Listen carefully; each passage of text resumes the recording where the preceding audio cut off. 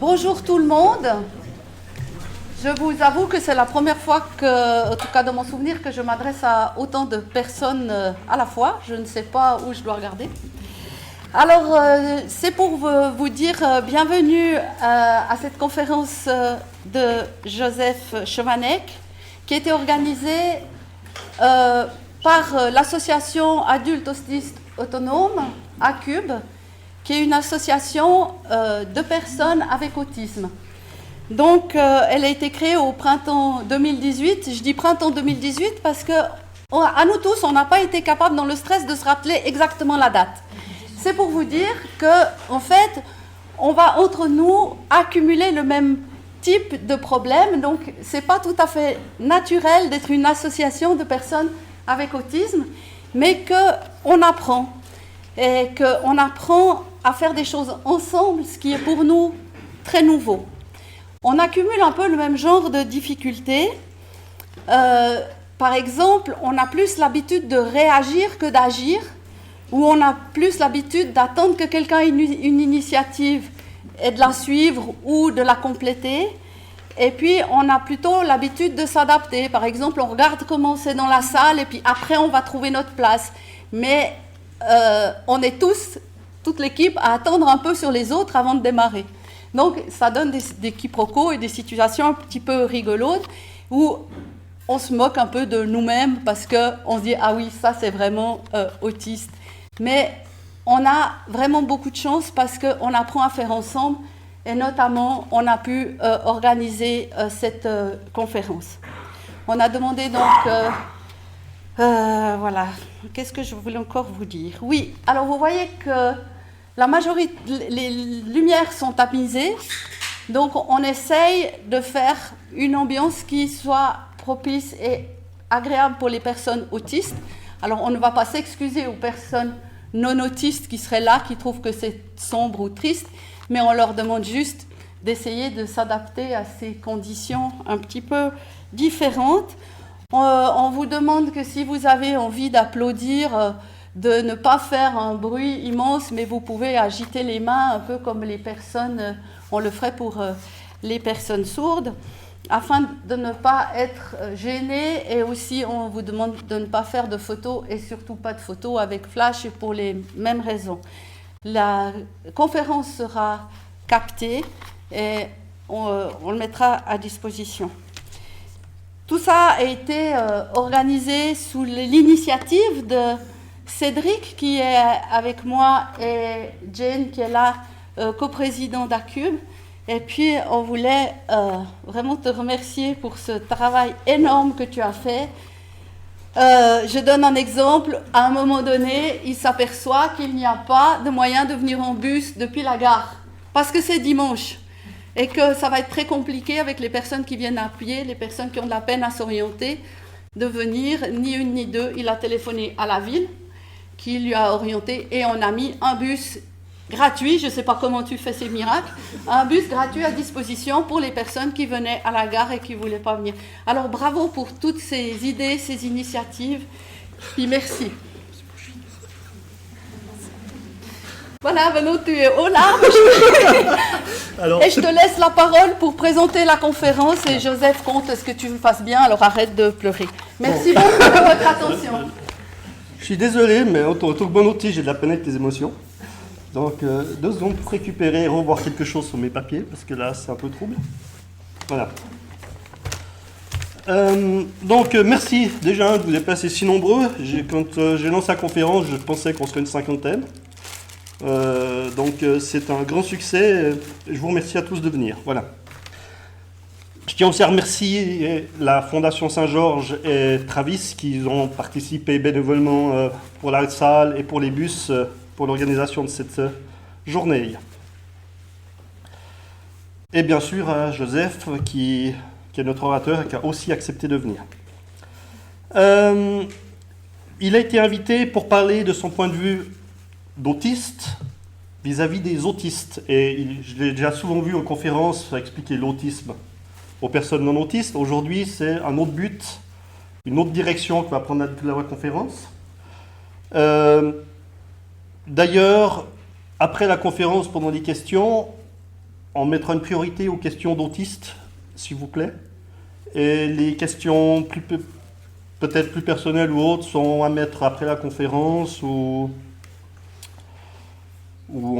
disons qu'on n'est pas là pour de l'initiation à l'autisme. Les membres du comité sont à disposition aussi après si vous voulez parler de Acube et poser des questions. Alors, bonne conférence à tous.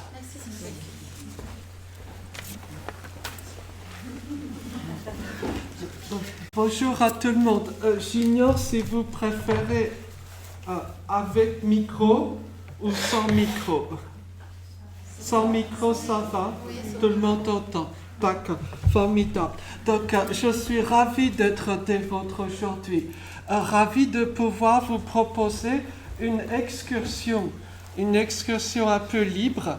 Et comme l'a parfaitement dit Cédric, pour une fois, je n'ai pas à décrire l'autisme dans les, je dirais, parties introductives aux propos.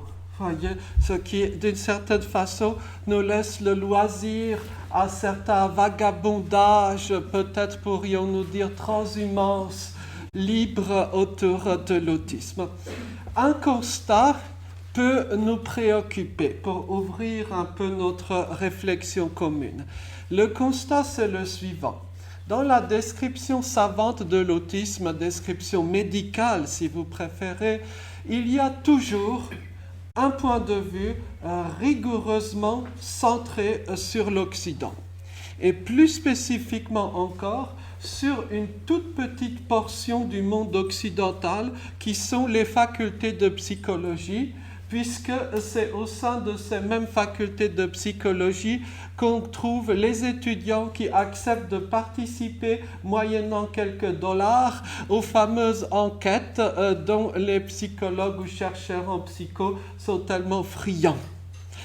Donc, de ce fait, nous avons toujours le même point de vue sur ces sujets-là, ce qui est des plus regrettables. Il y a encore quelques décennies, il y a un siècle par exemple, il y avait une discipline universitaire qui de nos jours n'existe plus du tout. Et le seul fait d'en énoncer le titre suscite les fous rires. C'était la psychologie des peuples. Alors évidemment, ça reposait en grande partie sur divers clichés. Mais néanmoins, la perspective intéressante dans cette discipline ancienne-là, c'était d'avoir différents points de vue sur les sujets, par exemple, qui relèvent de la psychologie ou de l'autisme pour ce qui nous concerne cet après-midi. Je vous propose donc un excursus à travers le monde. Il se trouve que je contribue prodigieusement au réchauffement climatique de par mes voyages incessants. Et donc, de ce fait, je pense pouvoir partager un certain nombre d'histoires vécues à droite ou à gauche. Pour être plus clair, je reviens de Nouméa, donc de Nouvelle-Calédonie. J'ai encore un certain décalage, donc je suis encore plus décalé aujourd'hui que les autres fois. J'en suis absolument navré. En tout cas, permettez-moi de commencer sur l'exercice. Quand on parle d'autisme, très souvent, on finit par parler de certains pays qui auraient un certain, je dirais, nombre de facilités à proposer pour les gens autistes. Un certain nombre de personnes autistes ont trouvé la combine. Lorsque vous êtes trop bizarre dans votre pays d'origine, essayez d'aller ailleurs. Et j'ai été assez intrigué au cours de toutes ces années de faire la rencontre d'un certain nombre d'autistes du voyage. Ce n'est pas un terme scientifique de dire autiste du voyage, mais je propose de prendre cette expression un peu en la calquant sur la tournure gens du voyage. Voyez? Donc, on pourrait prendre peut-être cette tournure autiste du voyage. Et parmi les pays qui attirent particulièrement les autistes, il y en a un premier sur lequel nous pourrons commencer, à savoir donc le Japon. Nous le savons, il y a eu par exemple ce film appelé Tanguy, qui donc présente à quelques détails près une personne autiste Les détails faux, à mon avis, sont le fait que Tanguy porte plainte devant la justice contre ses parents, ce qui est assez peu typique de l'autisme. Puis d'un autre côté, son aspect, on va dire, lubrique, qui lui aussi est relativement atypique. Mais néanmoins, sur tous les autres aspects du film, on retrouve pleinement un profil autistique. Et comme par hasard, de quoi est-il l'enseignant? Eh bien, de culture japonaise et chinoise. Vous voyez, il n'y a pas de hasard dans la vie. C'est sur ce point-là que le film est peut-être particulièrement juste.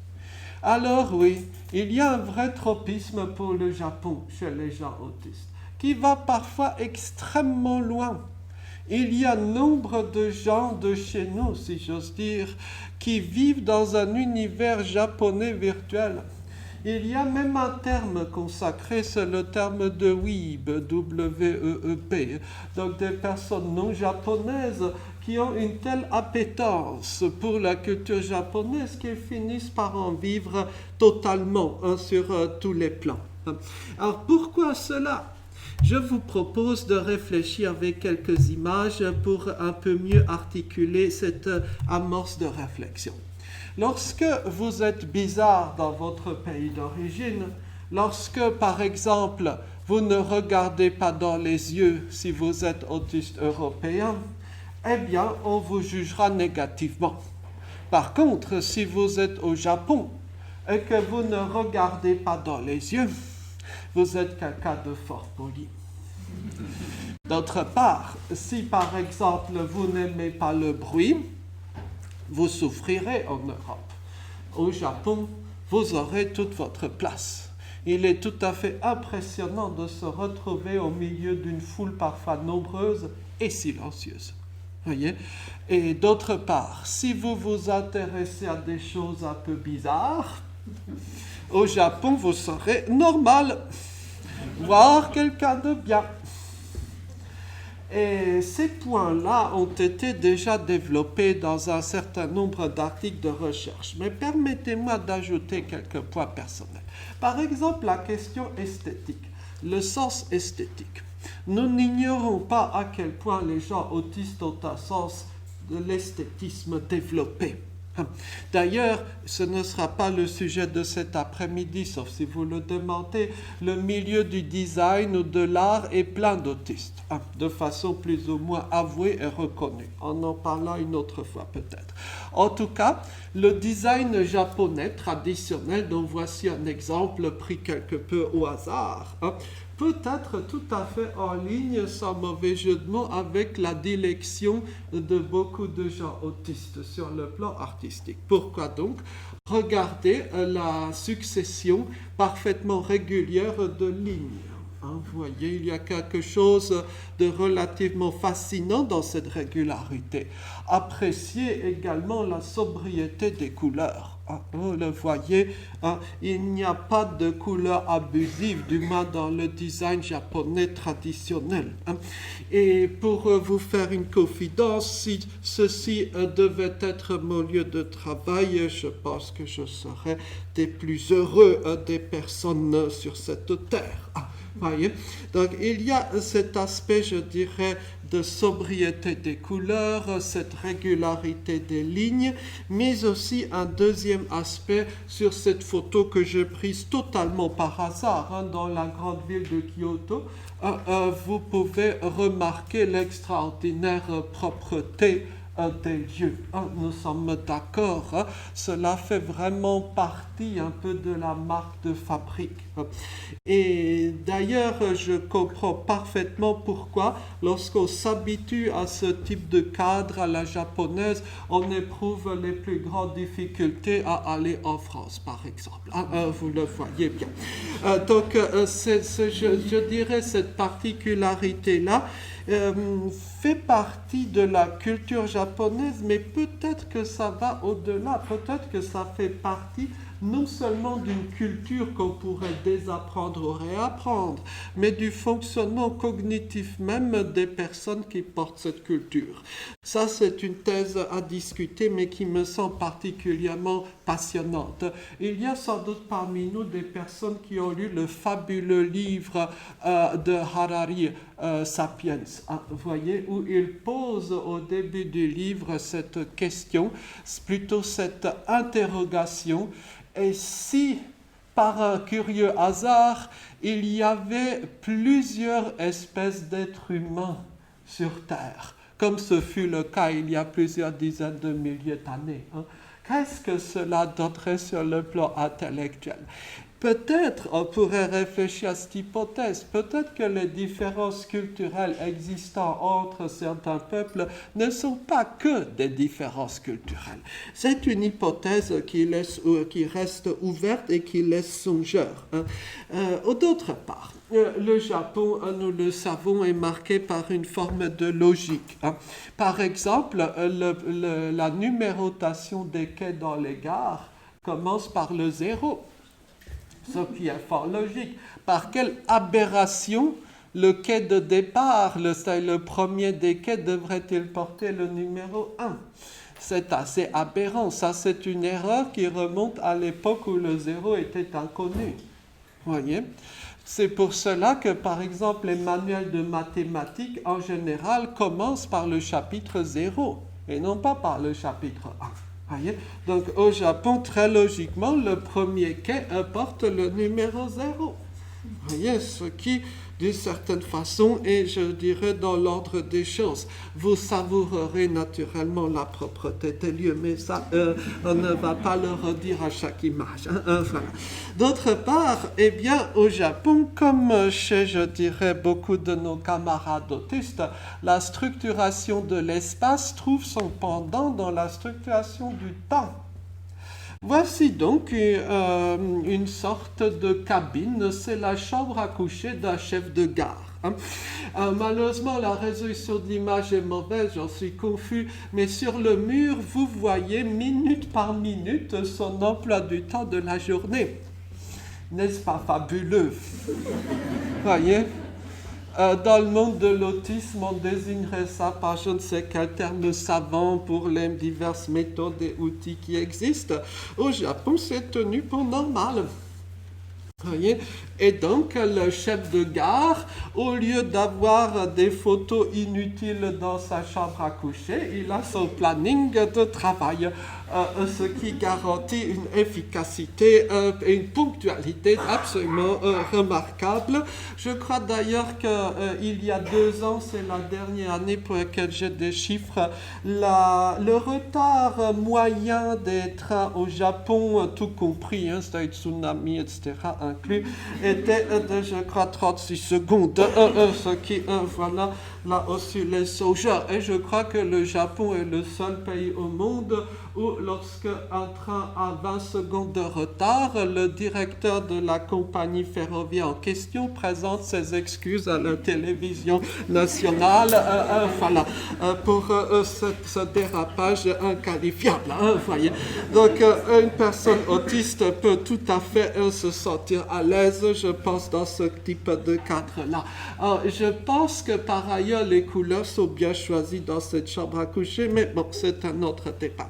D'autre part, cette fois, on entre dans des sujets un peu plus cocasses. Lorsque vous avez un enfant hyperactif, bon, comme beaucoup de camarades de chez nous le sont, et lorsque vous allez dans un magasin, comment est-ce que votre enfant pourra supporter cette épreuve?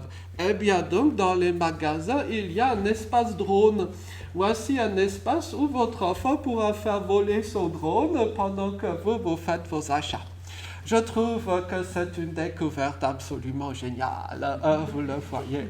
Donc, au lieu de torturer les enfants par je ne sais quel produit et l'achat de ce même produit, essayez peut-être, je ne sais pas quelles montagnes est photographiée, est-ce que ce sont des montagnes suisses, je l'ignore, mais en tout cas, l'idée me semble tout à fait séduisante.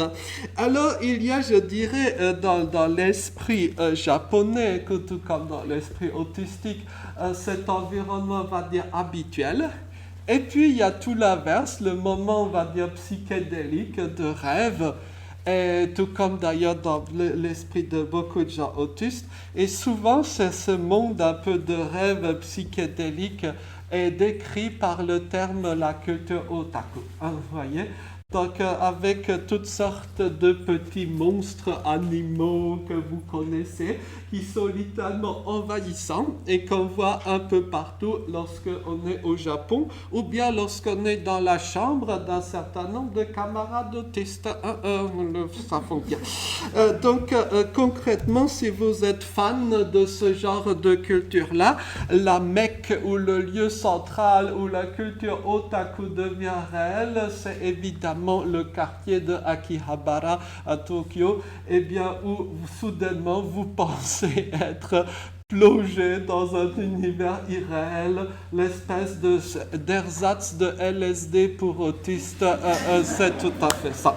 Voilà, donc nous sommes absolument, je dirais, plongés dans une sorte de transe lorsqu'on se retrouve dans ces lieux-là. Et peut-être le plus saisissant, c'est encore une fois le silence des lieux. Vous voyez, tout se passe sur le plan visuel. Je pense que c'était Temple Grandin qui parlait de la pensée en images, eh bien nous y sommes. D'autre part, évidemment, dans la culture japonaise, comme dans d'autres cultures, on va dire autistiques, j'y reviendrai dans un petit moment, on évite de trop parler.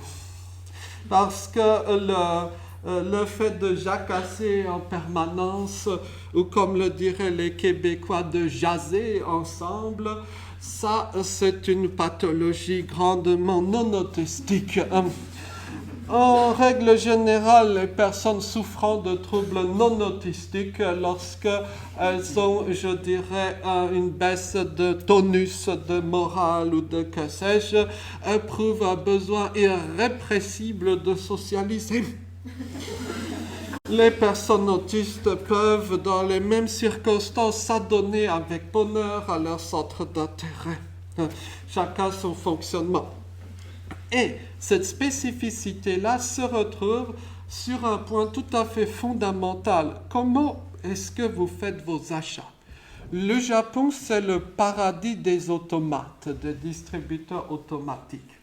Et il est très intéressant de voir que dans des cultures non autistiques, où on adore la communication, je pense, mais pas restrictivement, aux cultures par exemple d'Afrique du Nord ou du Moyen-Orient, où on adore négocier, où on adore rester 2 heures dans la boutique avant d'acheter quoi que ce soit, dans ces cultures-là, il n'y a pas de distributeur automatique. Voyez ? Parce que personne ne l'utiliserait, tout le monde serait frustré. Mais le Japon, c'est le paradis des distributeurs. Il y en a littéralement, ce n'est pas une exagération, il y en a littéralement tous les 30 mètres, voire moins que ça dans les grandes villes. Des distributeurs à tout et n'importe quoi. Alors, évidemment, vous l'avez compris, j'ai un faible pour les glaces. C'est pour cela que je vous ai mis cette photo de distributeur à glace. Je garderai toujours un faible pour les pays où il y a des distributeurs à glace dans les rues.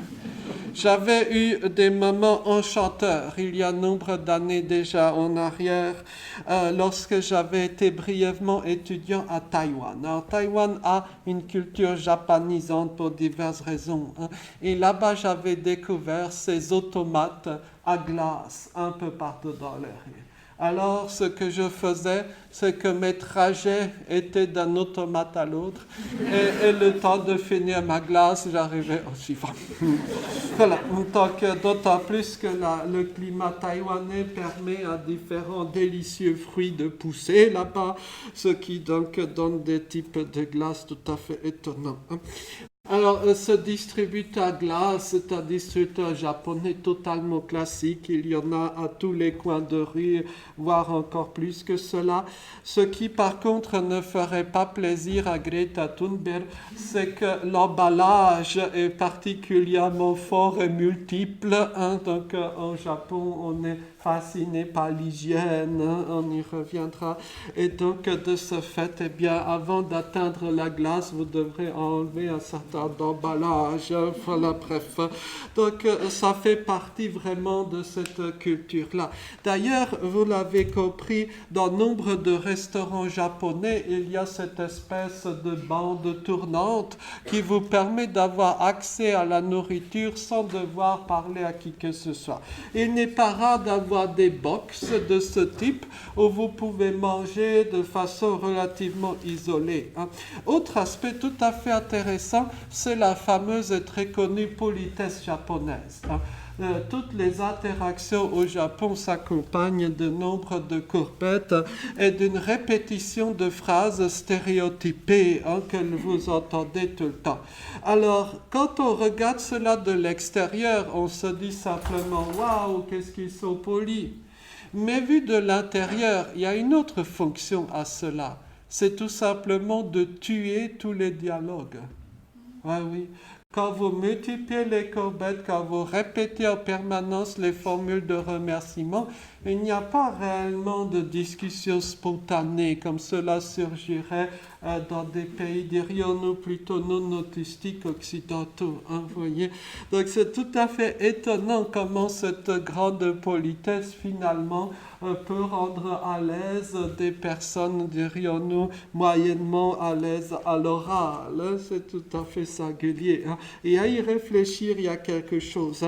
Je m'étais posé cette question, mais à l'époque, je n'avais pas compris le mécanisme lorsque j'avais vécu en Iran. Il y a quelques années, j'avais vécu en Iran, j'avais eu un petit boulot à l'université de Téhéran.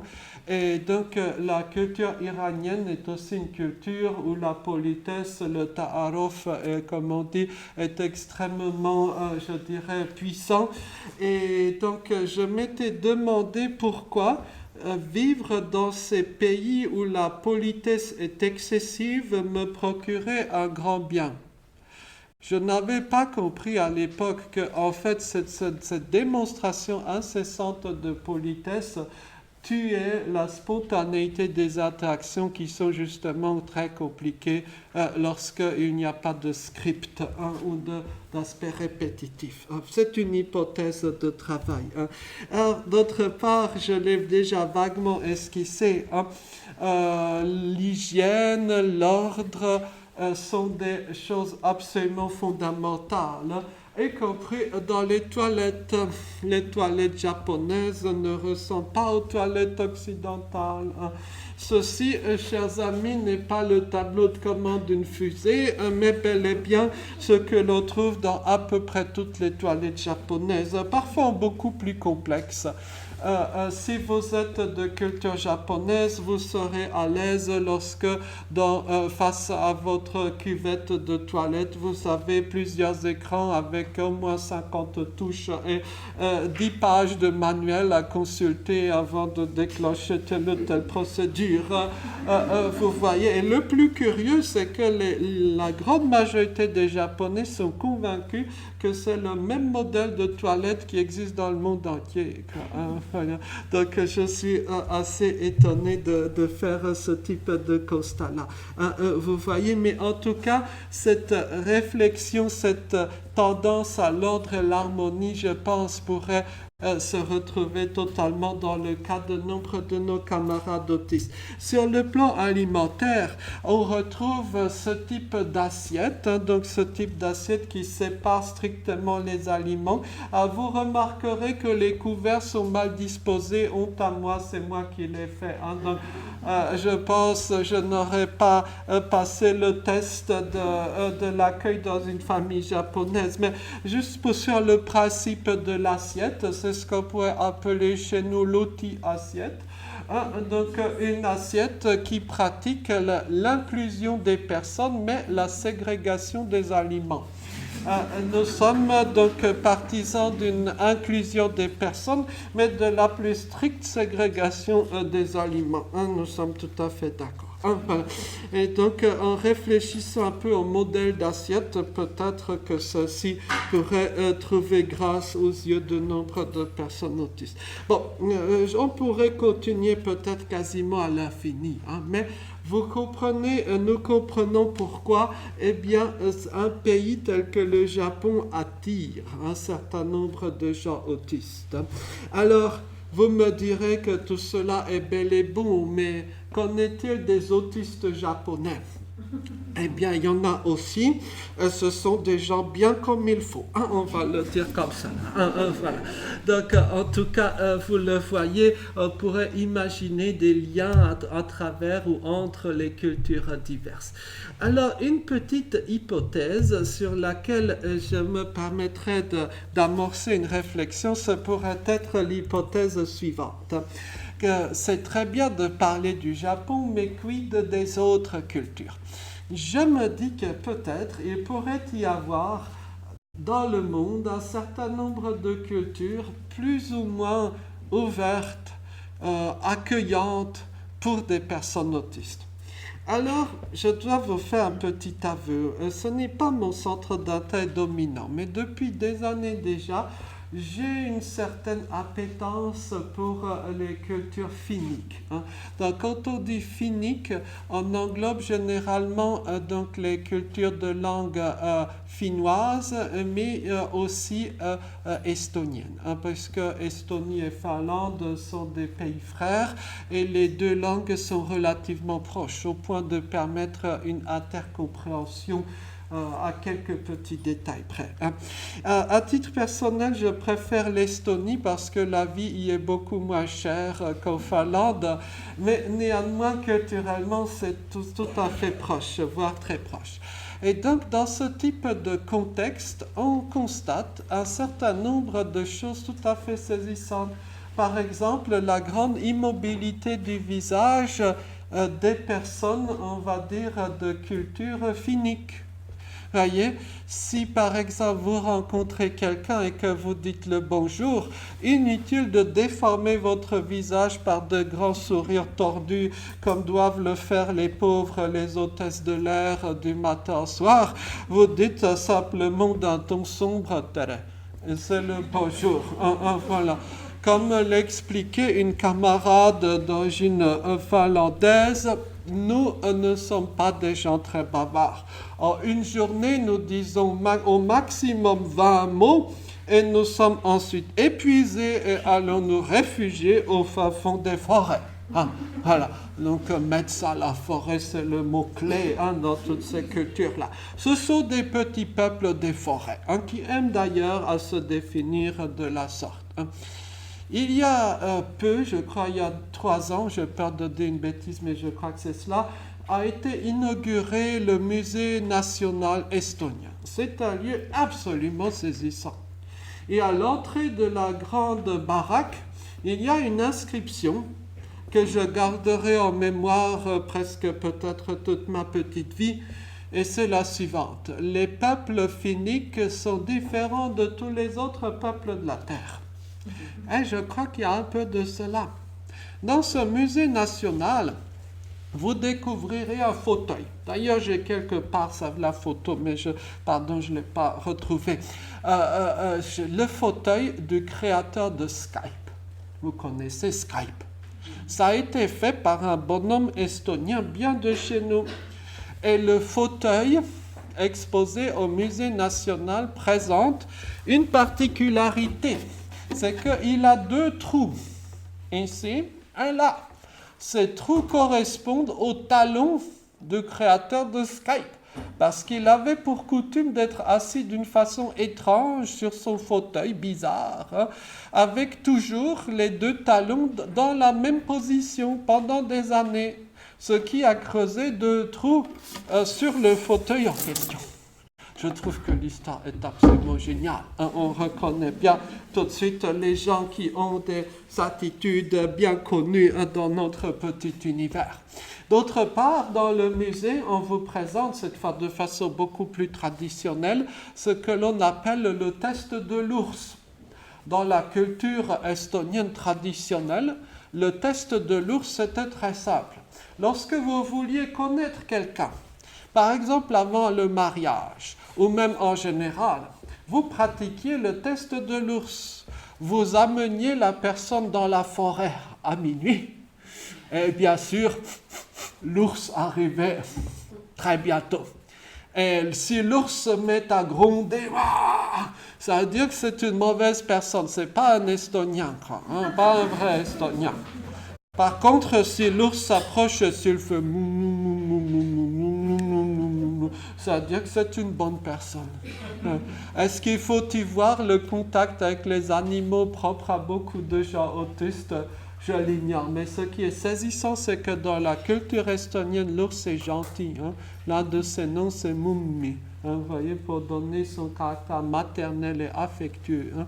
Alors que dans la plupart des cultures autres que estoniennes ou finnoises, l'ours est méchant, hein, il attaque. Hein, c'est tout à fait étonnant. Est-ce qu'il y aurait un jeu de miroir entre le comportement de l'ours et, je dirais, le statut cognitif ou sur le spectre des personnes? Je l'ignore.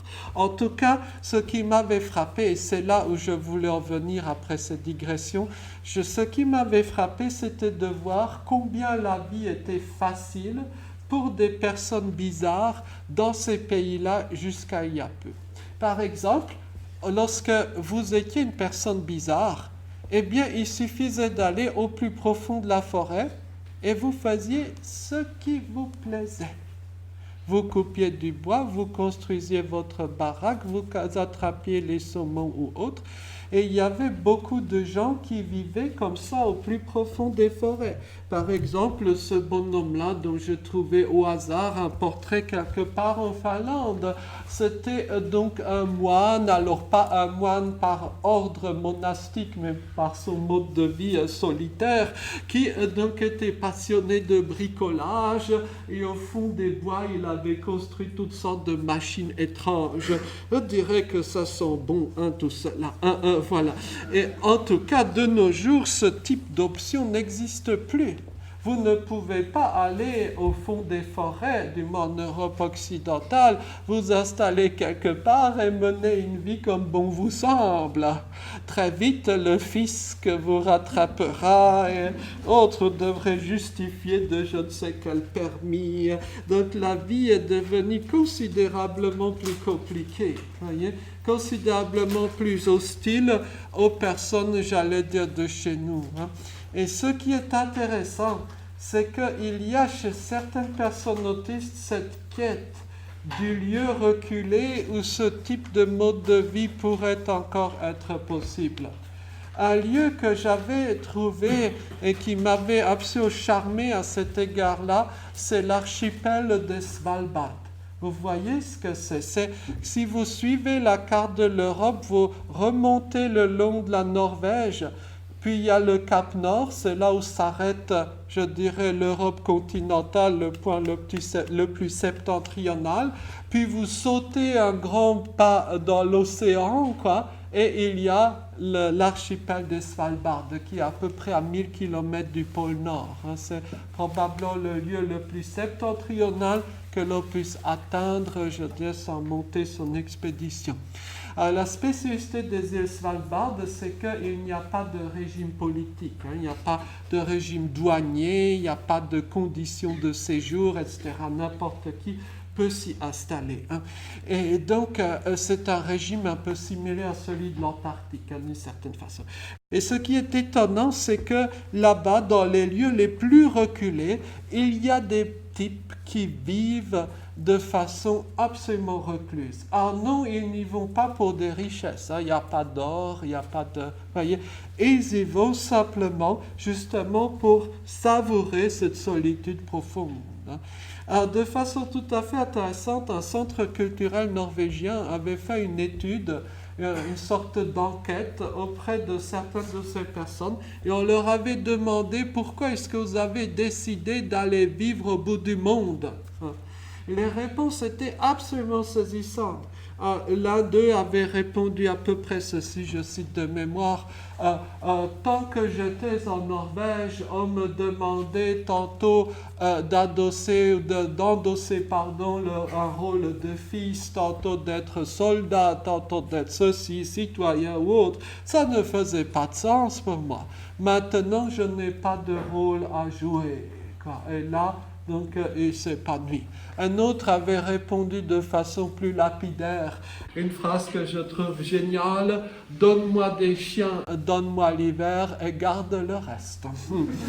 Ce qui est tout à fait intéressant à mon avis. Et d'ailleurs, j'avais été tenté de rejoindre là-bas un élevage de chiens de traîneau. Voilà. Donc c'est une façon de laisser tomber tous les impératifs qui détruisent la vie lorsque on vit dans les lieux dits civilisés. Voilà. Donc je suis convaincu que d'une certaine façon, nos sociétés occidentales sont devenues considérablement plus, excluantes, plus difficiles par rapport aux personnes de chez nous. Je me permettrai de citer une discussion de table que j'avais eue il n'y a pas si longtemps avec une amie que nombre de personnes ici connaissent, à savoir la professeure Evelyne Thomen, donc de Lausanne. Et elle m'avait parlé d'une étude sur les garçons de ferme dans l'ancien temps. Et il en ressortait que finalement les garçons de ferme de l'ancien temps étaient souvent déjà autistes, évidemment non diagnostiqués à l'époque, des personnes n'ayant quasiment pas d'autonomie ou une très faible autonomie, qui pour beaucoup d'entre eux ne savaient pas manger seuls ou ne savaient pas se vêtir seuls, etc. Le pacte non écrit avec la ferme, c'était que la ferme donnait donc la nourriture, les vêtements, etc. Et en échange, la personne s'occupait des animaux avec la fiabilité que l'on sait. Évidemment, ce n'était pas une vie luxueuse, mais néanmoins, la personne avait de quoi manger à lieu au chaud, etc.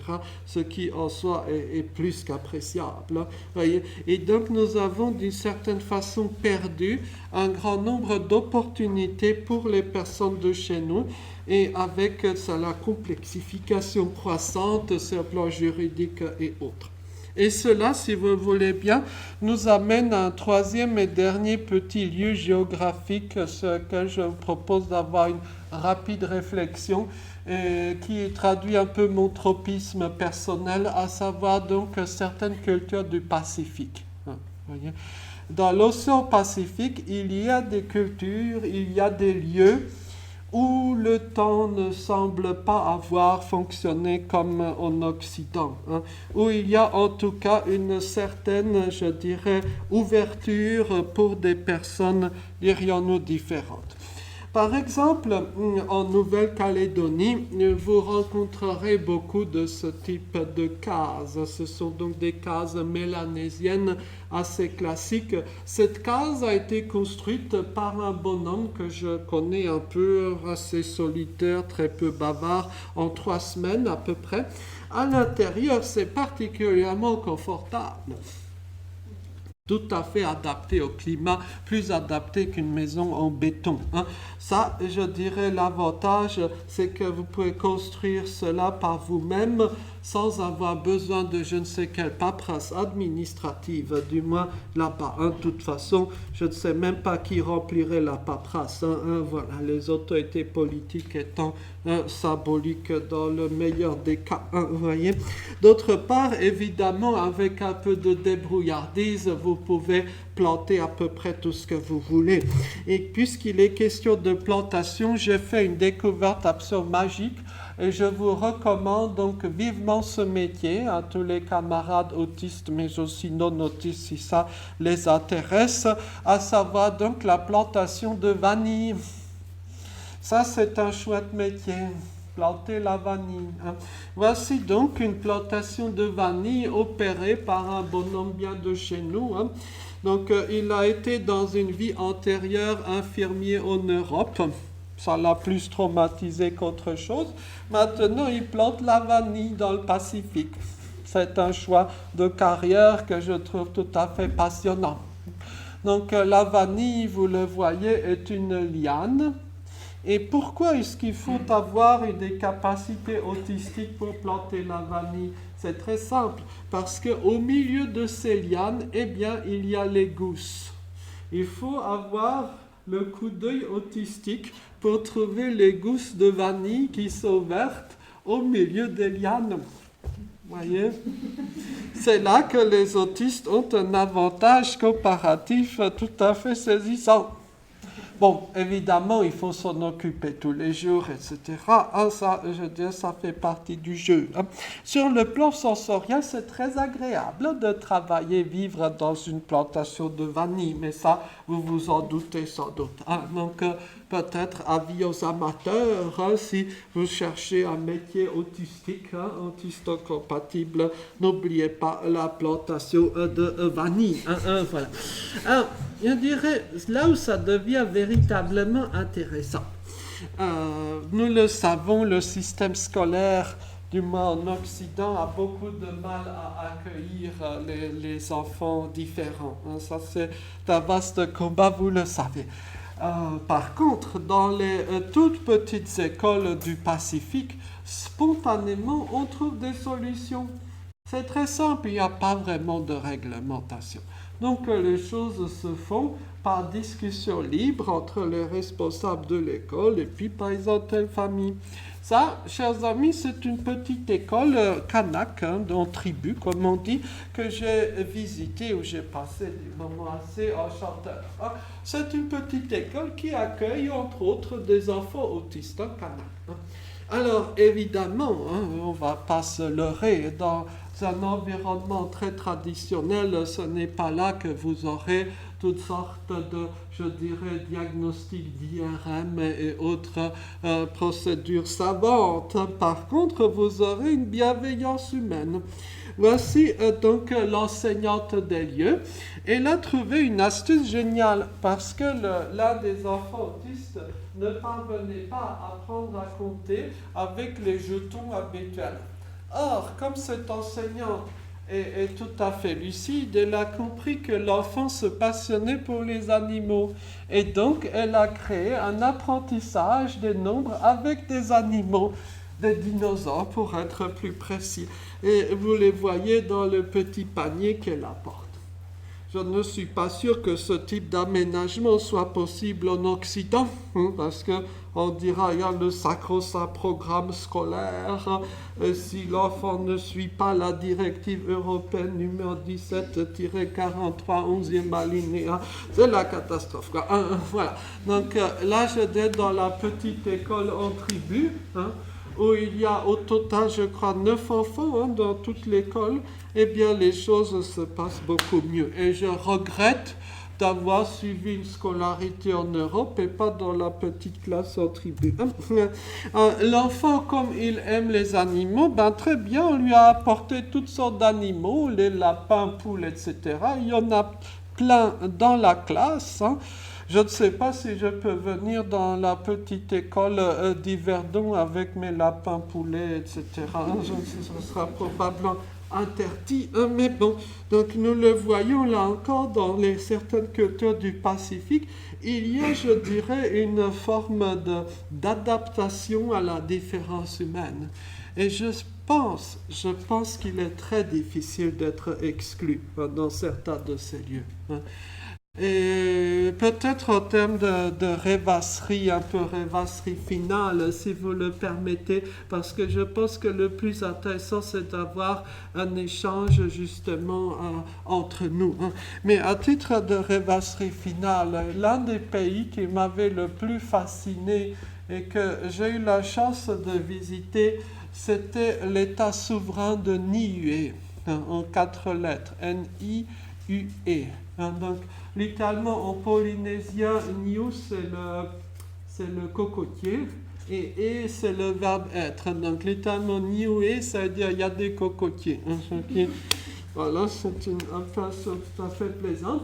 Donc, l'État souverain de Niue est situé au cœur du Pacifique. 1200 habitants. Donc ceux qui disent que la Suisse est petite se trompent lourdement. Voilà. Donc 1200 habitants et la plus proche des terres est peut-être à 3000 km ou quelque chose comme ça. La capitale de l'État, c'est Alofi. Je crois qu'il y a une voiture qui passe par jour ou quelque chose comme ça. Ça doit être la fréquentation des lieux. Et ce qui m'avait charmé là-bas, c'est que je pense qu'il est impossible d'être exclu. Voyez. si vous marchez et que la fameuse voiture dont je parlais roule à ce moment-là, eh bien, elle s'arrêtera obligatoirement pour vous dire bonjour. Vous voyez? Et pas que bonjour, hein, il y aura un échange. Hein, voilà. D'autre part, je dirais, j'adore un peu l'actualité politique de Niue. Il n'y en a pas. Il n'y a ni télévision, ni radio. À quoi bon, hein? La seule actualité, c'est quand le soleil se lève puis se couche. Voilà. Le vent peut-être qui souffle. Voilà. Il y a un petit gouvernement quand même. Il y a un premier ministre, enfin il y a 3 ministres au total, dont un premier ministre. Le premier ministre est apiculteur. Et donc une fois j'étais par là-bas et j'avais rencontré un bonhomme. Et il m'avait évidemment demandé si tout se passait bien, etc. Alors je lui avais dit un peu pour plaisanter que je souhaitais avoir le passeport de Niue. Je pensais que c'était une blague, que c'était évident qu'il allait le comprendre comme une blague. Sauf que lui, mon honorable interlocuteur, m'a regardé et m'a dit « Ah, tu veux un passeport ? Ben, tu sais, là-bas, le bonhomme, là, avec les abeilles, c'est le Premier ministre. Va le voir, il va te faire des papiers, quoi. » Et moi, évidemment, j'ai fait l'autiste, je ne suis pas allé le voir. Je le regrette. Mais bon, peut-être qu'un jour, ça va se faire. Voyez? Donc, on a une toute autre perspective sur la vie, une toute autre perspective sur l'humanité. Voyez? Et cette petite réflexion-là, elle peut nous accompagner. Et je suis convaincu qu'il pourrait y avoir un lien. Alors, c'est une hypothèse de travail. Qu'il pourrait y avoir un lien entre certaines cultures du Pacifique et, je dirais, certains traits de la culture japonaise. Ça se comprend d'un point de vue, on va dire, de la migration des peuples, puisque, d'après les recherches, les peuples mélanésiens sont originaires de la région de Taïwan, vous voyez, avec la succession des migrations par la suite. Et dès lors, on retrouve un certain nombre de traits, j'allais dire, tout à fait intéressants. Et un grand érudit kanak qui est devenu célèbre pour d'autres raisons, à savoir Chibao, avait écrit, je trouvais ça très touchant, dans l'un de ses carnets personnels, et il avait écrit qu'il trouvait surprenant de retrouver des traits kanaks auprès de certains peuples, par exemple au Japon, etc.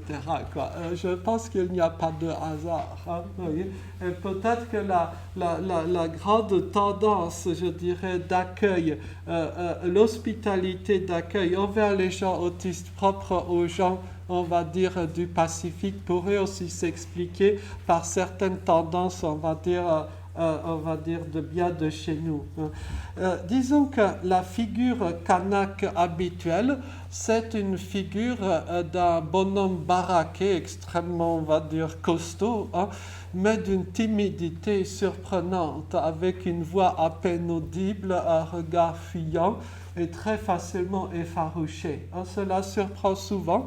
Lorsqu'on se retrouve face à un type absolument baraqué, on croit que ce sera un type dominant, quoi, mais en fait non, c'est quelqu'un de timide, de fuyant, peu apte ou ayant peu de goût pour la socialisation à l'occidental. Hein, voyez.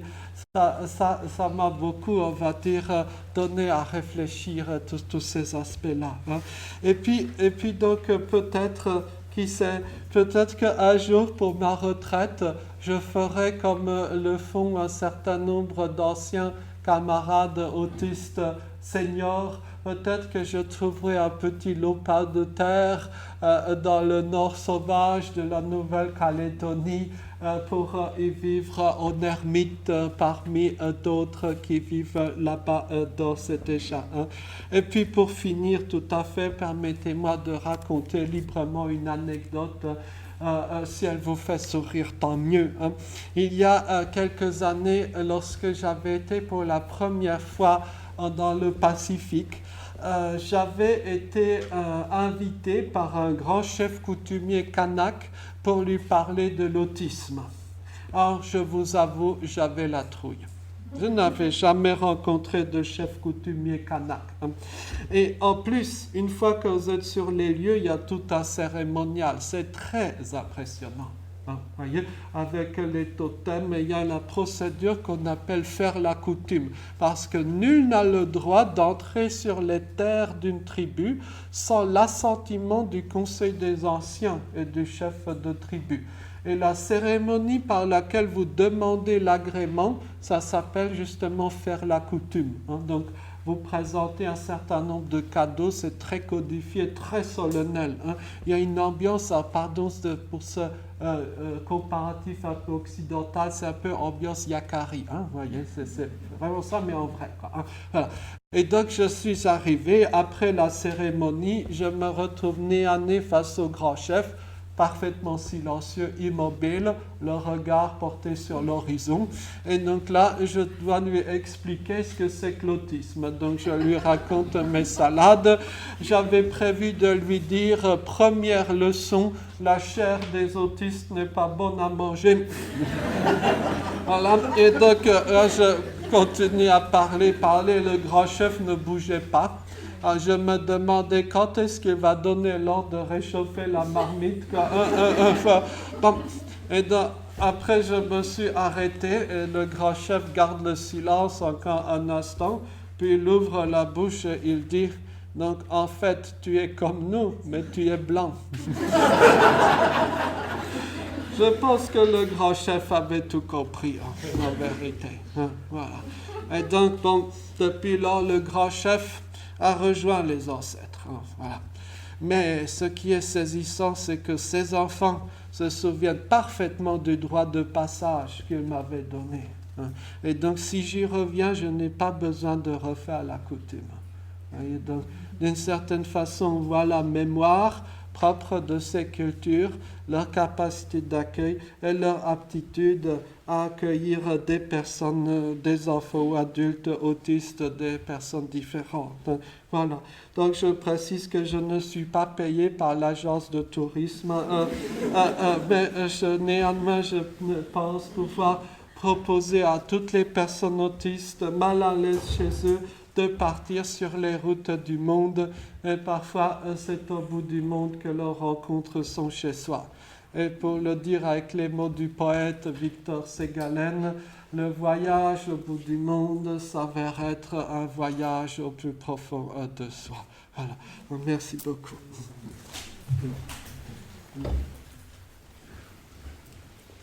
Merci.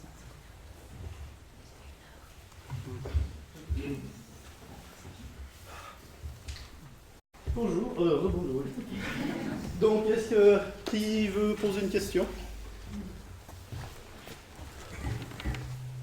Oui. Voilà, moi j'aime beaucoup poser des questions, je suis toujours la première à poser des questions. Vous entendez derrière? Vous avez besoin de micro. Monsieur Chovanec, je trouve que vous mettez tous les autistes dans le même panier. Vous décrivez les autistes comme étant ce grand groupe de personnes qui sont tous pareils, qui ont du mal à communiquer avec les autres, qui aiment être silencieux, qui n'aiment pas parler, qui n'aiment pas socialiser. Je suis profondément en désaccord avec vous.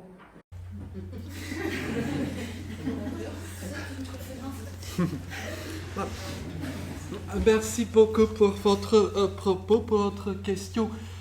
Je suis tout à fait convaincu de l'existence d'une variabilité certaine. Je vous propose un défi à titre personnel. Comment est-ce que vous définiriez le fait d'être japonais? Il y a une pluralité de critères. Et un japonais, c'est typiquement une personne qui est née au Japon, qui parle le japonais, qui a des parents japonais, qui a un passeport japonais, qui est de culture japonaise et qui a un certain comportement japonais. Bon, ça peut être une tentative de définition. Sauf que, dans les faits, on ne remplit jamais tous ces critères. Mais on est japonais quand même. Et il y a des vrais japonais qui sont nés, par exemple, en Europe. Oui. où il y a des gens qui ne sont pas japonais, mais qui ont le passeport japonais. Voyez? Donc, les critères donnent un idéal type. Mais ensuite, naturellement, il y a, je dirais, une biodiversité au sein de chacune des catégories descriptives. Ceci étant, je suis tout à fait d'accord avec vous sur un certain point. Ma vision de l'autisme commence à dater. Elle n'est pas en phase avec les évolutions profondes que le monde de l'autisme a connues ces toutes dernières années. Que voulez-vous? Je suis un vieux schnock conservateur. Voilà. On ne se changera pas.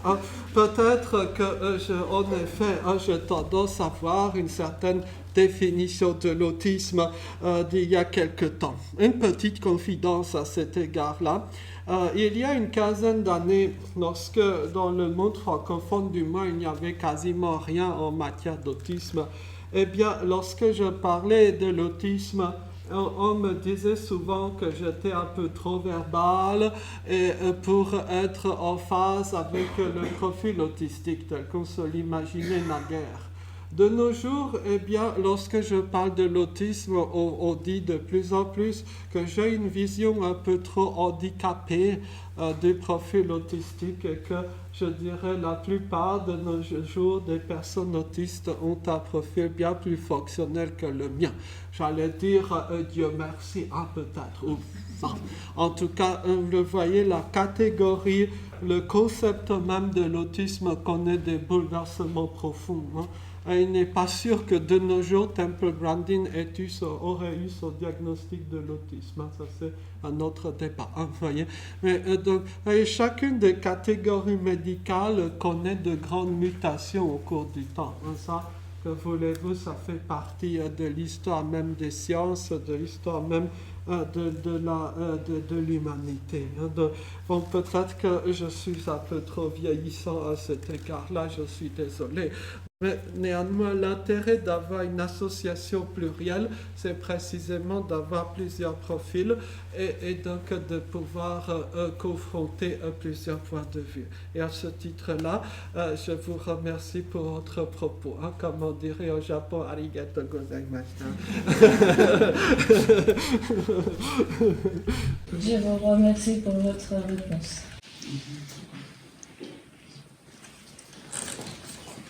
Vous avez parlé de pays étrangers dans lesquels on se sentirait mieux en tant qu'autiste. Que recommandez-vous pour quelqu'un qui n'a pas choisi de voyager pour vivre en Suisse, en France, et qui est autiste? Merci pour la question. On pourrait peut-être ensemble réfléchir à un projet business d'une agence immobilière autistique. Puisque la plupart des agences immobilières, sinon toutes, fonctionnent par et pour des non-autistes. Et donc les critères des agences immobilières sont toujours les mêmes. Quartier branché, c'est-à-dire qu'il y a l'électricité, non? Quartier branché. D'autre part, centre de ville, quartier vie nocturne, présence des écoles, tout commerce, lieu culturel.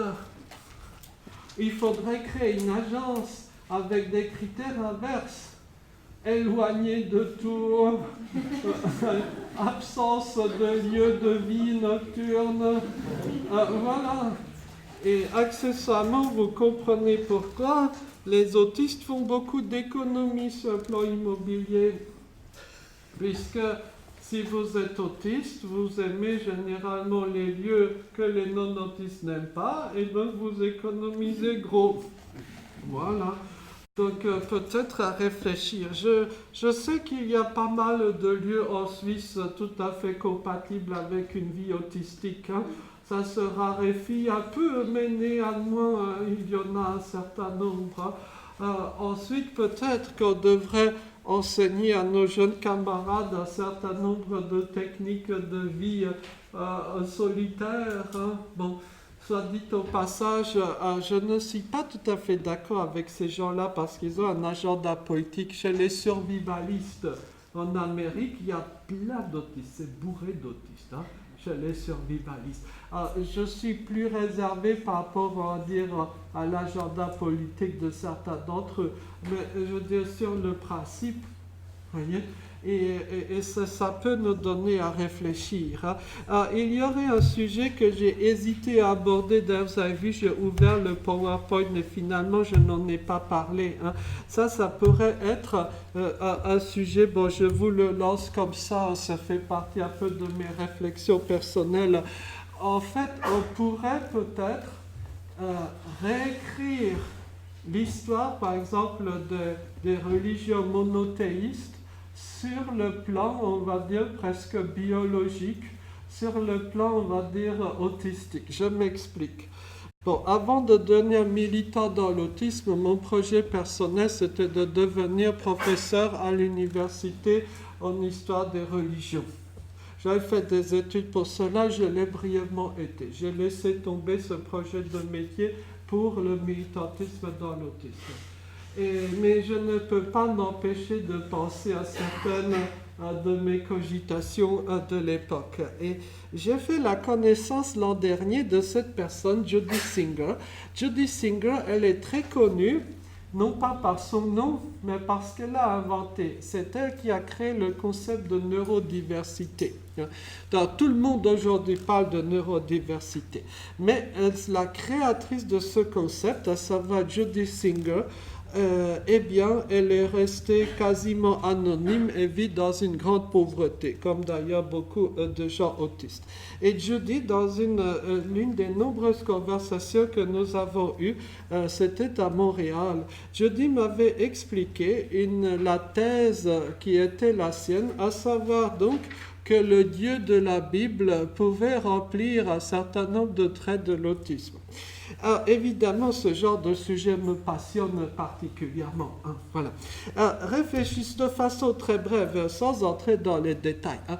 Nous le savons, le texte biblique est une concaténation, une juxtaposition de sources. Enfin, et donc, parmi l'une des sources, la source que chez les biblistes on appelle la source J, hein, ou la source yahviste. Hein. Donc, cette source-là donne, qui concerne une partie donc de la Bible, puisqu'il y a plusieurs auteurs, comme nous le savons. Hein. Cette source-là donne un certain profil, je dirais, du divin ou de la divinité. Hein. Donc, le Dieu tel que décrit par la source J aime les lieux reculés dans le désert. Il a une tendance à vivre dans les montagnes reculées, d'où d'ailleurs le nom El Shaddai, hein, donc littéralement le montagnard. Hein, c'est tout à fait drôle comme nom de Dieu. Hein. Où est-ce que vous pouvez rencontrer Dieu? C'est tout simplement écrit, hein, il suffit de lire. Hein, donc Moïse a emmené donc Vayinhag, hein, il a conduit Et Hatson, donc le troupeau, Ahar Hamidbar, donc au-delà du désert, voyez, et c'est là ensuite qu'il y aura le phénomène du buisson ardent. Hein, voyez, la divinité existe là où c'est au-delà du désert, là où il n'y a littéralement personne.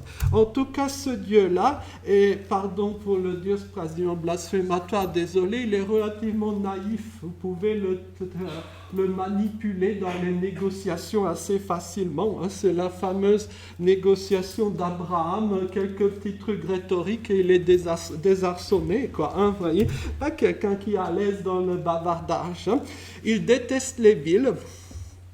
Il déteste les puissants du monde. Hein. D'ailleurs, je dirais, sa grande joie, c'est de renverser les puissants de leur trône. Hein, voilà. Ce qui est tout à fait presque Thunbergien, hein, si j'ose dire. Voilà. Et qui donc est-ce que ce Dieu-là aime? Ce sujet-là a agité tous les milieux théologiens chrétiens pendant peut-être 20 siècles. Qui est le prophète? Sur quels critères Dieu décide qu'un tel est prophète et un autre ne l'est pas? Alors, il y a eu 1001 bibliothèques entières sur ce sujet. Hein, je ne veux pas rentrer dans les détails, mais là où ça devient assez perturbant, c'est qu'en fait, Dieu choisit les plus solitaires. Voyez? Ce sont les losers, entre guillemets, ceux qui sont rejetés par la société, et bien qui sont choisis par l'Éternel. Voyez? Et il y a quelque chose peut-être à creuser dans tout cela. Hein. Et on peut comprendre par exemple l'histoire de l'Église avec ses différentes séparations, troubles, etc. comme une sorte, on peut lire cela comme une sorte de présence de personnes à profil différent entre les pères de l'Église à tendance érémitique. Donc, des gens bien de chez nous, on va dire, qui vont au fond des déserts, quoi, hein, voilà. Et puis ensuite, il y a ceux qui profitent un peu des moyens financiers pour mener belle vie avec les soucis que l'on sait au cours du Moyen-Âge, d'où la Réforme, etc. D'ailleurs, je suis convaincu que parmi les grandes figures de la Réforme, il y avait un certain nombre de bonhommes bien de chez nous. Hein. Le fait de lire le texte sans être sensible à la hiérarchie je dirais romaine, ça c'est un principe autistique que vous trouvez chez Greta Thunberg à fond. Greta n'a aucun sens pour les hiérarchies humaines, c'est ce qui crée sa force, parce qu'elle peut donc dire ce dont elle est convaincue sur le même ton, qu'elle soit face à un roi, un prince ou un clochard, elle parle toujours de la même façon, hein, voyez. Et d'une certaine façon, quand le socle de la réforme protestante, c'était sola scriptura, hein, donc l'écriture seule, hein, on retrouve exactement ce point-là, de ne pas se laisser impressionner par la pompe, les ors, on va dire, romains, hein, voilà, ça c'est... Bon, pardon, je parle un peu avec passion, hein, mais vous l'avez compris, mais ce serait un sujet de recherche fabuleux. Si je trouve mon petit lieu tranquille dans l'océan Pacifique, je tapoterai peut-être un bouquin sur ce sujet. Pardon, je me suis égaré. Oui, dites. Je fais le lien avec ce que vous avez dit précédemment par rapport au rôle dans la société. Donc en fait, s'affranchir de jouer un rôle pour la société nous éloigne et fait qu'on peut fonctionner à sa façon. Et c'est là où on trouve plus l'épanouissement en fait. Mais je pense que la plupart des gens autistes vous rejoindraient. Enfin, sur le plan intellectuel, pas physique, évidemment. Voilà. Donc, vous voyez, évidemment que c'est schématique, mais j'ai l'impression que pour remonter le moral, les non-autistes ont besoin de socialiser. Alors que la personne autiste, ça donne à son centre d'intérêt, qui peut être beaucoup de choses, naturellement. Mais ce centre d'intérêt, il se déploie par lui-même. Ars gratia artis, c'est l'art pour l'art. Vous voyez, ce n'est pas pour la validation du regard extérieur, le nombre de likes sur Facebook ou que sais-je. Vous voyez, c'est, je dirais, le processus, la dynamique intellectuelle est relativement autre. Du moins, tel que je le perçois. Là encore, peut-être que ma vision est dépassée. Hein, désolé pour cela.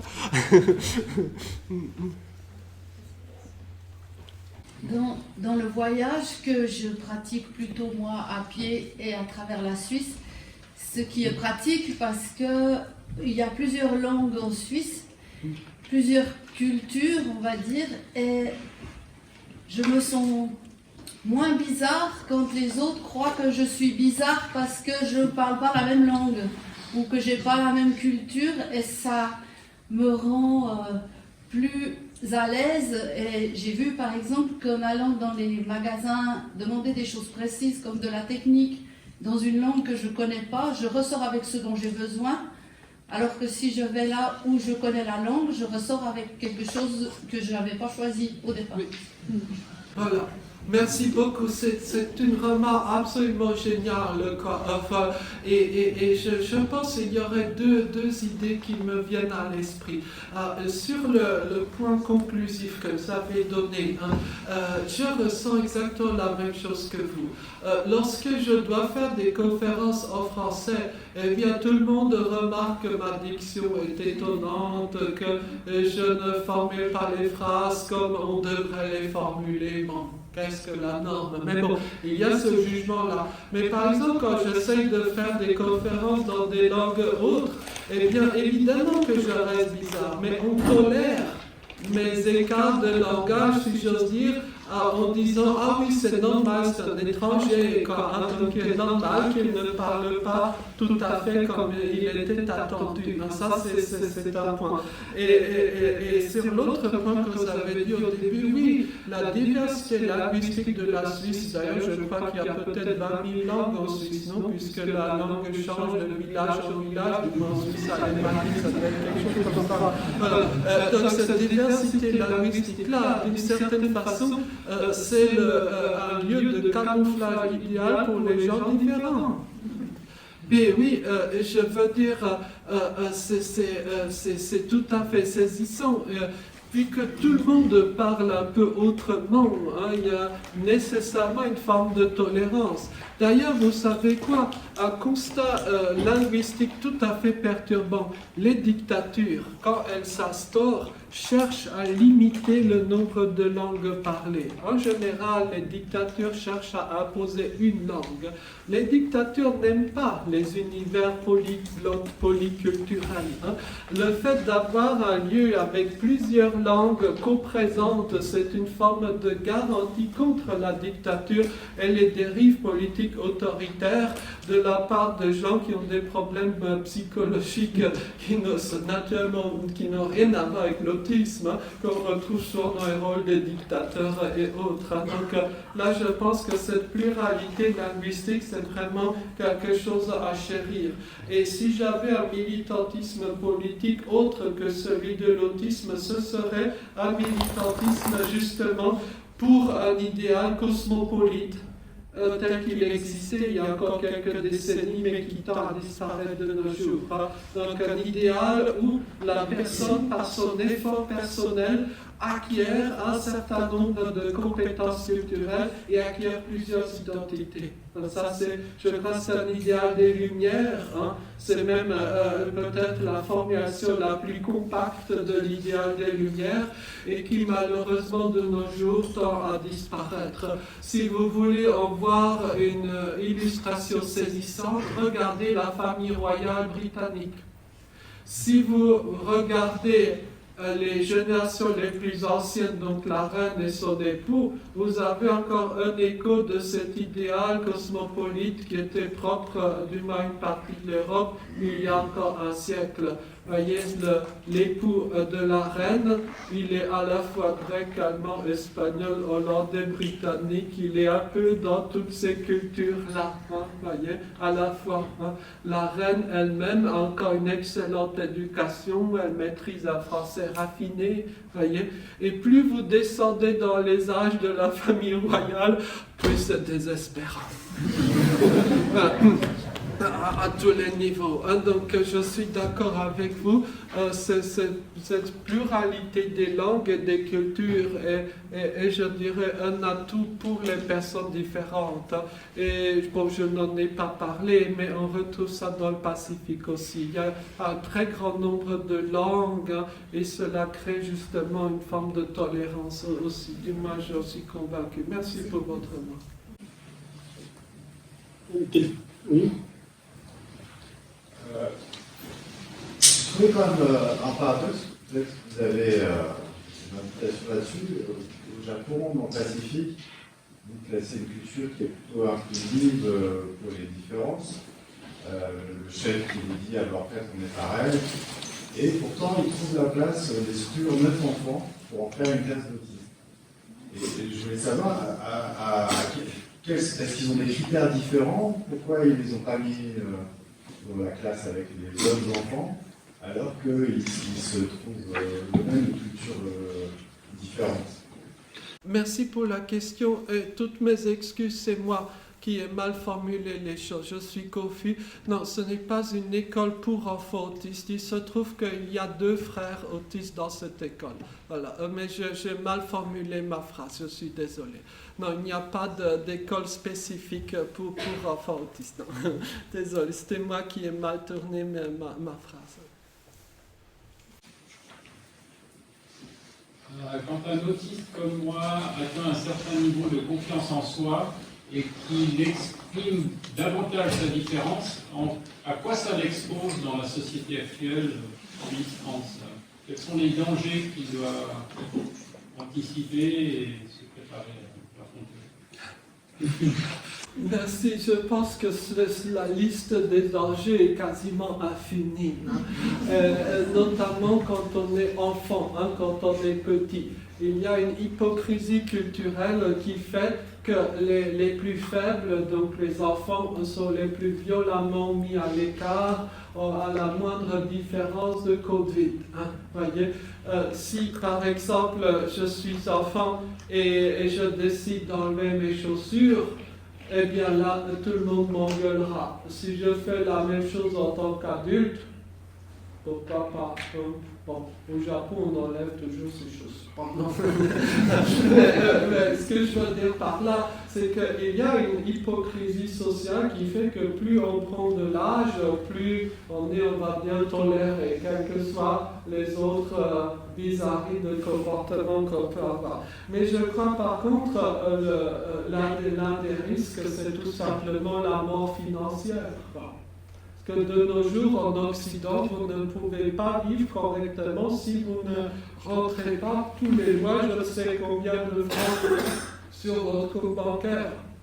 Dans le Pacifique, pas besoin, quoi. Même si vous avez $0 de revenus, vous pouvez avoir une vie tout à fait correcte.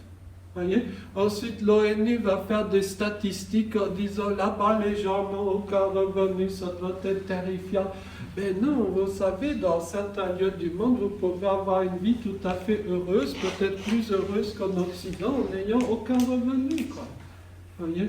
Donc évidemment, il y a des contraintes aussi, mais je crois, le plancher, le plancher d'exclusion en Occident, c'est souvent les finances sur le compte bancaire. Et il y a cette pression absolument terrifiante dont on ne se rend même plus compte parce qu'on est tellement imbibé de ce type de fonctionnement. Pardon de faire un peu le révolutionnaire, mais quelle est la valeur d'une maison? La valeur réelle, c'est peut-être 500 francs, quoi. Certainement pas 1,2 million.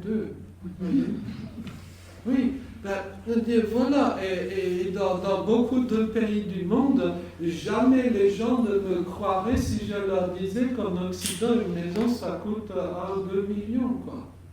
Je vous ai pas suivi pour la valeur de la maison. Ce que je veux dire par là, c'est que je dirais le niveau des prix en Occident est, je dirais, artificiellement monté pour mettre la pression sur les gens, quoi. Vous voyez, on vit dans un environnement de pression financière. Et si jamais on a une bizarrerie trop importante, on n'arrivera jamais à faire entrer le nombre de dollars requis par mois pour avoir une existence minimale. Alors que la même existence dans d'autres lieux du monde peut se dérouler sans difficulté particulière, sans ressources financières. Voyez? D'ailleurs, par exemple, dans la société kanak, la valeur d'une personne n'a rien à voir avec la propriété personnelle. D'ailleurs, il n'y a pas de propriété personnelle. C'est la tribu qui possède des choses, mais pas la personne. Ni même le chef, il ne possède rien. Il a peut-être 2-3 vêtements, mais c'est tout. Ça ne se joue pas à ce niveau-là. Donc, le jugement, l'évaluation des personnes est totalement lié à l'argent. Et puis, il y a un autre point, c'est qu'en Occident, et de plus en plus, il y a, je dirais, une vision extrêmement négative qui est, je dirais, portée sur les personnes différentes. Par exemple, les gens qui sont célibataires au-delà d'un certain âge, c'est très mal vu. Vous voyez, dans le monde anglophone, c'est la peur du creep, comment dire, pas pervers, mais presque, vous voyez, c'est quelqu'un qui est labellisé comme tel. On s'en méfiera, les gens feront un détour, voilà. Il y a tout un ensemble, je dirais, de procédures de stigmatisation sociale portées contre les personnes, on va dire, qui ont un mode de vie non standard. quoi, hein. Enfin, et il y a une surveillance constante de ce que font les autres, quoi. Ça, c'est tout à fait étonnant et assez spécifiquement occidental, quoi, voyez. Donc, exemple tout bête, bon, pardon, c'est un peu idiot, hein, mais exemple tout bête, maintenant, si vous demandez à aller aux États-Unis, dans le formulaire, on demande vos coordonnées, vos identifiants de réseaux sociaux. Et si vous n'utilisez pas de réseaux sociaux comme moi, qu'est-ce qui se passe? Vous êtes considéré soit comme menteur, soit comme terroriste, soit, vous voyez, c'est plus admissible de ne pas avoir de réseaux sociaux, hein, voyez. Donc il y a une forme de pression normative qui est extrême. D'ailleurs, petit indice, quand vous marchez dans les villes occidentales, tout le monde se ressemble. Tout le monde a plus ou moins le même mode de vie, plus ou moins les mêmes vêtements, et les gens sont extrêmement formatés. Par contre, quand vous arrivez dans un village africain, par exemple, j'étais au Cameroun il n'y a pas longtemps, quand vous arrivez dans un village africain où il n'y a ni eau ni électricité, où les poules volent, enfin, vous voyez un peu le panorama, et bien là, vous êtes surpris par la présence de la biodiversité humaine. Vous voyez la personne trisomique qui porte son seau d'eau pour aller je ne sais où, l'autiste ou non-verbal qui s'occupe des poules, etc. Il fait partie de la communauté. Alors certes, ce n'est pas le chef du village, mais néanmoins, il est là, quoi. Voilà, il fait partie du club, si j'ose dire. Et cette biodiversité-là, on l'a beaucoup perdue en Occident, quoi, hein. Oui. Alors, vous l'avez compris, j'ai une passion tiers-mondiste qui pousse au fil des années, hein, ça c'est certain. Hein. Et je finirai sur une petite anecdote, si j'ose le faire. Hein. Pour diverses raisons, je vais souvent dans des pays du monde arabophone. Hein, voilà. Et donc, il y a quelque temps, j'étais dans l'un de ces villages, on va dire pauvres, hein, vraiment un lieu très pauvre, où il y a à peine d'électricité, encore je ne suis pas très sûr. Et nous avons fait une soirée pour discuter avec les familles autour de l'autisme, du handicap, bref. Et donc, juste avant le début de la soirée, arrive un petit bambin, je ne sais pas quel âge il avait, mais il était haut comme 3 pommes, hein, un enfant trisomique. Et il a commencé la soirée en récitant de mémoire des versets coraniques. J'étais très impressionné parce qu'il a récité longtemps. Et à titre personnel, j'en suis incapable d'en mémoriser autant. Et donc j'étais assez scotché, comme on dit, chez les non-autistes. Puis à la fin de la soirée, je suis allé voir le papa du petit bambin et je lui ai dit, mais cher monsieur, vous savez que ces enfants-là, en France, on les élimine? Il m'avait répondu, non, nous les chérissons. Ça n'est plus quoi dire, en discussion close, d'une certaine façon. Et là où je dirais les autistes prennent leur revanche, c'est que dans ces pays-là, eh bien, les enfants différents qui sont refusés par l'école publique vont à l'école religieuse, parce que l'école religieuse, elle accepte tout le monde, du moins en principe. Hein. Et à l'école religieuse, on parle l'arabe, je dirais, coranique le plus pur. Et ça fait que beaucoup d'autistes dans le monde arabophone parlent un arabe très pur, contrairement aux non-autistes qui parlent un dialecte un peu hésitant parfois. Hein. Enfin, donc c'est un peu la revanche des exclus, quoi. Pardon, je m'écarte. J'apprends que mon pays va attirer des personnes autistes. Alors, pour les adultes, c'est bien. Mais quand on a des enfants autistes, je ne pense pas que le Japon soit le pays le plus attirant au monde. Non. On est d'accord. Et puis sinon, à titre personnel, je me disais, pour la personne arabe, que là-bas, les enfants qui sont exclus vont en école religieuse. Dans mes 3 enfants ont été retirés du public et ils sont en école catholique. Donc même en Europe, c'est pareil. Hein. Merci pour la remarque.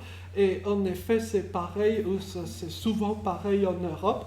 Et j'ai eu la chance au mois de juin dernier de faire la connaissance d'une célébrité, je pense on peut le dire, du professeur Dubochet. qu'on ne présente plus, qui a un peu une histoire un peu similaire à raconter le concernant lui-même. Voilà. Donc, je dirais, en effet, on retrouve ce genre de schéma. Et si on remonte à quelques décennies en arrière, ce n'est plus tellement vrai, mais à une époque, lorsque l'enfant était jugé vraiment bizarre, eh bien, il allait à l'école, on va dire, chrétienne ou catholique, suivant les lieux, et c'est là qu'il apprenait le latin. Et certains, je dirais, latinistes passionnés ont bien un profil de chez nous. Et si on veut bien comprendre ce profil-là d'autisme hyperlexique, obsédé par les langues anciennes, il suffit de regarder Benoît XVI et de le comparer à François. On comprend, je dirais, beaucoup de choses à ces différences, on va dire, liées au spectre autistique et je dirais ces apprentissages différents-là.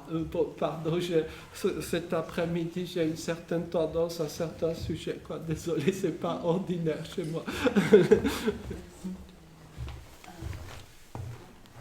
voulais faire un petit rappel de l'heure. Quelle heure est-ce? Non, on a encore moins de 20 minutes. Oui. C'est qu'après, vous voulez signer. Peut-être 10 minutes encore. Oui. Vous parlez de la culture occidentale. Moi, j'ai des amis qui sont au Québec. Oui. Et par contre, pour un pays très occidental, on va dire, et occidentalisé, ils ont une culture face à l'autisme qui est très différente. Parce que souvent, dans les entreprises, les patrons sont à la recherche de profils autistiques, etc. Est-ce que vous avez un avis là-dessus? Tout à fait. En effet, il y a des pays très occidentaux comme le Canada, on pourrait citer d'autres exemples aussi, où l'autisme est mieux connu, où il y a toutes sortes de ressources proposées aux gens, où vous pouvez mener une vie de très grande qualité quand vous êtes autiste.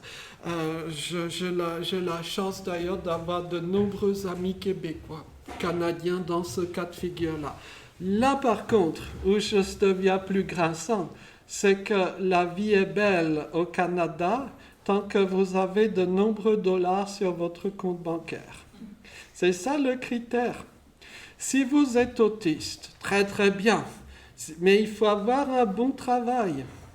Si vous n'avez pas ce travail-là, avec beaucoup de dollars par mois, vous serez dans une situation catastrophique. Catastrophique. Mais apparemment, c'est plus facile au Québec de trouver un emploi en tant qu'autiste qu'en Europe. Absolument. C'est-à-dire, sans être absolument sûr des chiffres, mais à vue de nez, comme dirait l'autre, en Europe, on aurait quelque chose comme un quart d'autistes ayant un emploi fonctionnel.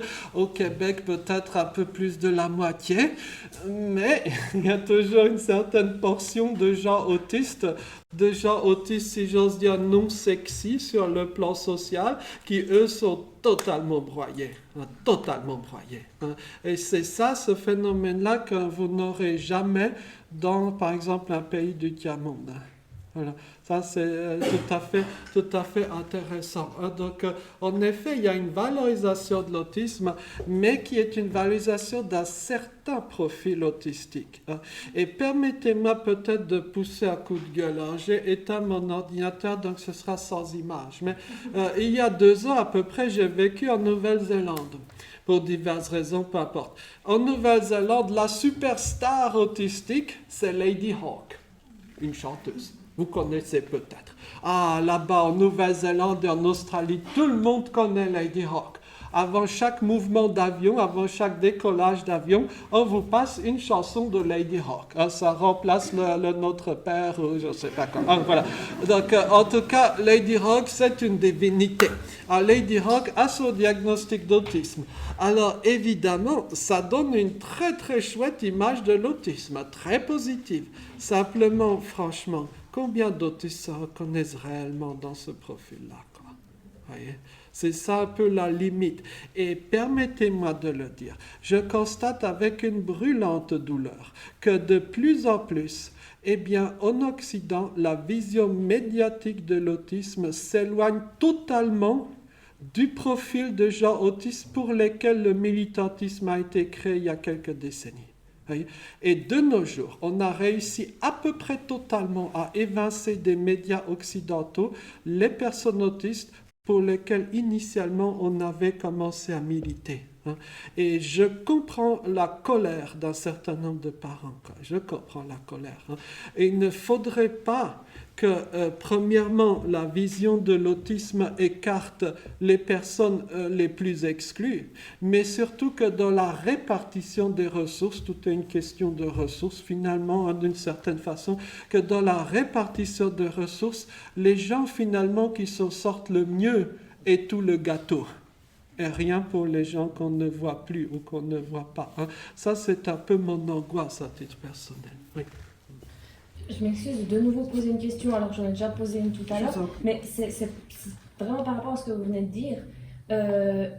S'il vous plaît, ne prenez pas comme une attaque personnelle, mais moi, quand je vous vois, vous, c'est là que je ne me sens pas représentée, parce que je ne parle pas 12 langues et que je n'ai pas de doctorat. Merci.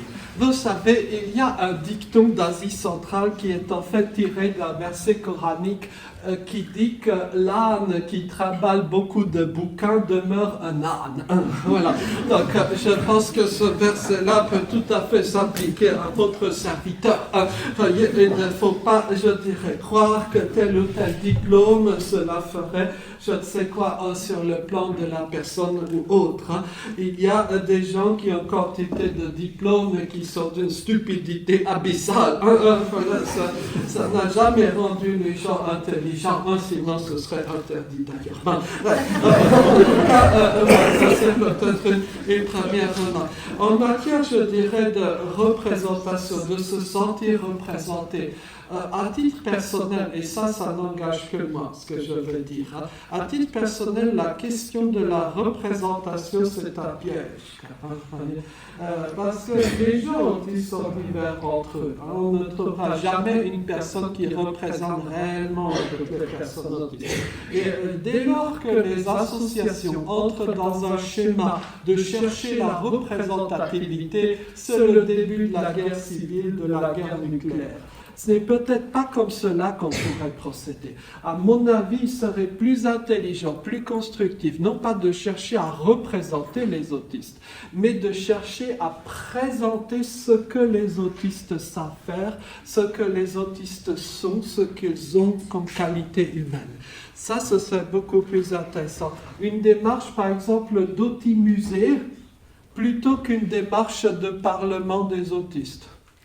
Voyez, une démarche qui mettrait en valeur ce que chaque personne autiste sait faire, même la personne non-verbale et surtout la personne non-verbale, plutôt que, j'allais dire, de chercher une Lady Hawk qui serait, je dirais, la mascotte des autistes.